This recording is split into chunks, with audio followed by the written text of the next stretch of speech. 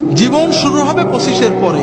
যদি 30 থেকে মৃত্যু পর্যন্ত জীবন পেতে চাও, মৃত্যু নয় জীবন, জীবন মৃত নয়, সত্যিকারের জীবন, যে জীবনে ফুর্তি থাকবে, কর্ম থাকবে, শান্তি থাকবে, এই রকম জীবন পেতে চাও, তাহলে আমার কথাটা একটু মন দিয়ে শোনো। আল্লাহ তাআলা যে নিয়মে বানিয়েছেন, প্রকৃতির সাথে যুদ্ধ করে আমরা জিততে পারবো না, আল্লাহর প্রকৃতিকে মেনে নিতে হবে। আল্লাহ তাআলা আমাদের সৃষ্টি করেছেন, প্রতিদিন 6-7 ঘন্টা তুমি ঘুমাবে, গভীর ঘুম, 1-2 ঘন্টা খেলবে, কঠিন পরিশ্রম, তোমার শরীর ঘেমে রক্ত টকবক করে বেরেনে যাবে, ফুটবল, হাডুডু, ব্যাডমিন্টন, ভলিবল, দৌড়, সাঁতার, এগুলো খেলতে হবে।